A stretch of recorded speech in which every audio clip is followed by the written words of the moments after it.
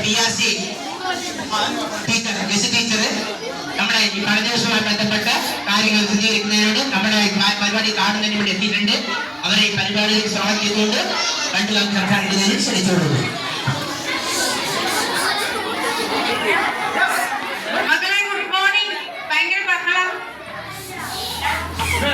എല്ലാവരും പരിപാടി ഗംഭീരമാക്കണം കേട്ടോ. അതിന് ആദ്യം സൈലന്റ് ഓരോരുത്തരുടെ അവിടെ അവതരിപ്പിക്കുമ്പോ മറ്റുള്ളവർ ശ്രദ്ധിച്ചാലല്ലേ എല്ലാവരും കേൾക്കുള്ളൂ.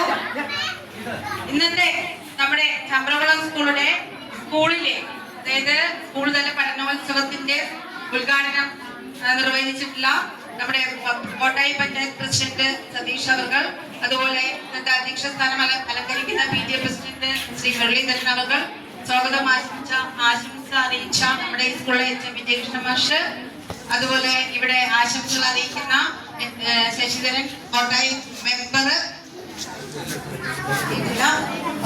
PTA president Chithra, Shobhika master, നന്ദി പറയുന്ന ഹിമത്തുള്ള മാസ്റ്റർ, ബാക്കി എല്ലാ അധ്യാപകരും രക്ഷിതാക്കളും എല്ലാവർക്കും നമസ്കാരം. മക്കളെ എല്ലാവരും നല്ല ചില്ലായിട്ടില്ലേ ഇതാഘോഷിക്കാൻ പോണ്.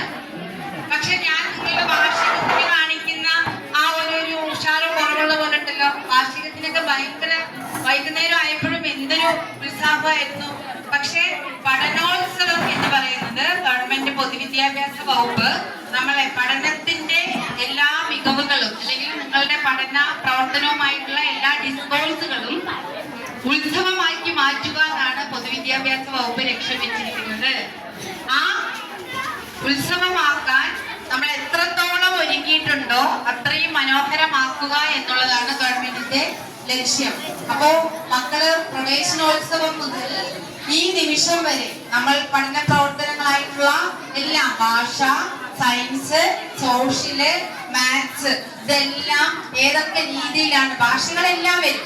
അപ്പൊ ഇതൊക്കെ ഏതൊക്കെ രീതിയിലാണ് നിങ്ങളുടെ പഠന പ്രവർത്തനങ്ങളിലേക്ക് നിങ്ങൾ ഇത്രയും നേരം അല്ലെങ്കിൽ ഈ നിമിഷം വരെ നിങ്ങൾ എങ്ങനെയൊക്കെയാണ് പഠന പ്രവർത്തനങ്ങളെല്ലാം മുന്നോട്ട് കൊണ്ടുപോയി നിങ്ങളുടെ പ്രവർത്തനങ്ങളെല്ലാം ചെയ്തത് എന്നുള്ളത് നമ്മുടെ ഗവൺമെന്റിന് പൊതുവിദ്യാഭ്യാസ വകുപ്പിന് അറിയണം. അതിനെല്ലാവരും നല്ല രീതിയിൽ നല്ല ഇൻവോൾവായി രക്ഷിതാക്കളുടെ സപ്പോർട്ടോടു കൂടി വേണം അത് ചെയ്യാനെന്നും കൂടെ നമുക്ക് നിർദ്ദേശം നൽകിയിട്ടുണ്ട്. പക്ഷെ രക്ഷിതാക്കളുടെ ഒരു കുറവ് കാണുന്നുണ്ട് ഇവിടെ. എല്ലാ പഠനോത്സവങ്ങളിലും രക്ഷിതാക്കൾ നല്ല പങ്കാളിത്തം ഉണ്ടായിരുന്നു.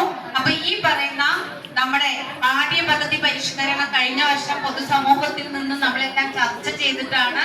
നിങ്ങൾ കുട്ടികളിൽ നിന്ന് ചർച്ച ചെയ്തു, അതുപോലെ സമൂഹത്തിൽ നിന്ന് ചർച്ച ചെയ്തു, പഞ്ചായത്ത് തലം ചർച്ച ചെയ്തു, ബ്ലോക്ക് തലം ചർച്ച ചെയ്തു. എന്നിട്ട് 1, 3, 5, 7, 9 ക്ലാസ് പുസ്തകങ്ങളെല്ലാം മാറി. ഇവിടെ നിങ്ങൾ 1, 3, 5, 7 ഇവിടെ ഇല്ലേ?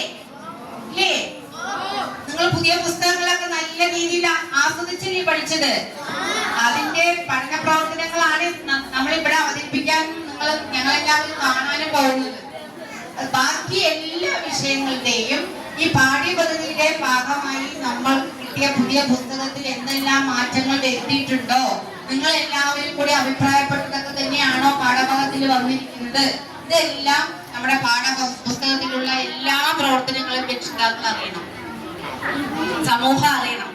ഇത് അറിയുന്നതിന് വേണ്ടിയാണ് പൊതുവിദ്യാഭ്യാസ വകുപ്പ് ഇത്രയും നിഷ്കർഷിച്ചുകൊണ്ട് പഠനോത്സവം സമൂഹത്തിലൂടെ ഇത്രയും വിപുലമായി നടത്തണം എന്നുള്ള നിർദ്ദേശം ഈ വർഷം നൽകിയിരിക്കുന്നത്.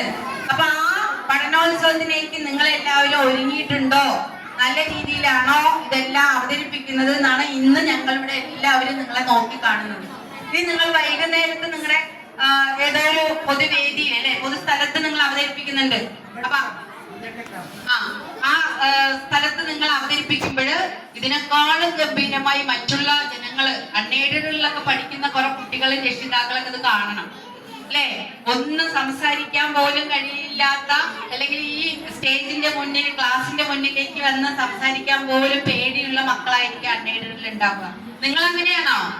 1ാം ക്ലാസ് മുതൽ 7ാം ക്ലാസ് വരെയുള്ള ഓരോ കുട്ടികളും ഓരോ പ്രവർത്തനമെങ്കിലും ചെയ്തിരിക്കണം എന്നാണ് നമ്മുടെ വിദ്യാഭ്യാസ മന്ത്രി മുതൽ നമ്മുടെ വിദ്യാഭ്യാസ വകുപ്പിലെ എല്ലാവർക്കും നിർദ്ദേശം കൊടുത്തിരിക്കുന്നത്. അതായത് ഒരു പ്രവർത്തനമെങ്കിലും ക്ലാസ് തലത്തിൽ, നിങ്ങൾ ക്ലാസ് തലമൊക്കെ കഴിഞ്ഞിട്ടാണ് അവിടെ ഇരിക്കുന്നത്.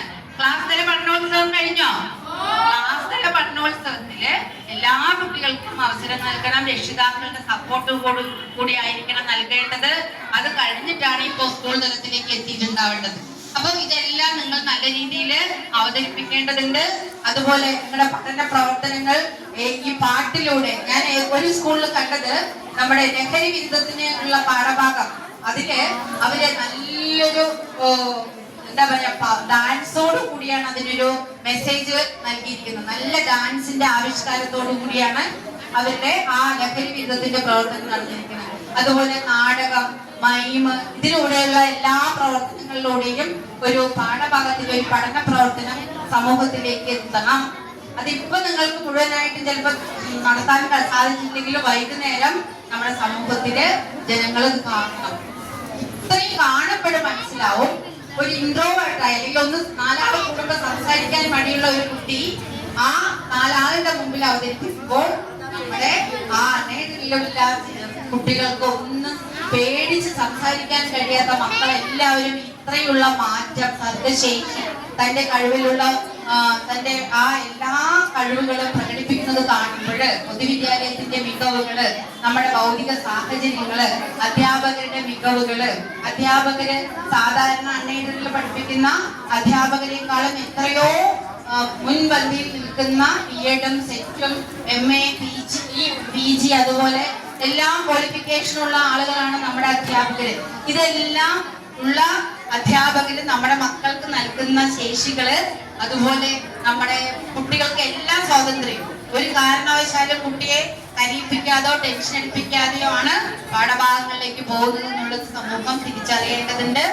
അപ്പൊ അതുകൊണ്ട് നിങ്ങളിലൂടെ വേണം ഇതെവിടെ എത്താൻ, നിങ്ങളിലൂടെ വേണം സമൂഹത്തില് ഇത് എത്താൻ. അപ്പൊ ഇത്രയും കൂടുതൽ പറയാനുണ്ട്, പക്ഷെ അതൊന്നും പ്രസംഗത്തിന് കാര്യമില്ല. നിങ്ങളുടെ പഠന പ്രവർത്തനങ്ങളാണ് ഇവിടെ ഏറ്റവും കൂടുതൽ മികവുകളായിട്ട് അവതരിപ്പിക്കേണ്ടത്. അപ്പൊ എല്ലാവിധ ആശംസയും നേരണം. അതിനോടൊപ്പം തന്നെ നിങ്ങൾ എല്ലാവരോടും ക്ഷമ ചോദിക്കുകയാണ്. വൈകിയതില് ഒരു പ്രത്യേക സാഹചര്യം, ഒരു ട്രാജഡി നേരിട്ട് കണ്ടിട്ടാണ് ഞാൻ ഇപ്പൊ വരുന്നത്. ഒരു പ്രത്യേക മാനസികാവസ്ഥയിലാണ്. അപ്പൊ അതുകൊണ്ട് എനിക്ക് രാവിലെ ഇറങ്ങുമ്പോൾ കുറച്ച് വൈകി. സാറ് തന്നെ വൈകുന്നേരം 4 മണിക്കാണ് ഇവിടെ എത്തണം എന്ന് പറഞ്ഞപ്പോ ഞാൻ രാവിലെ എത്താം. എനിക്ക് സ്കൂൾ തലമാണ് ഏറ്റവും കൂടുതൽ കാണണം.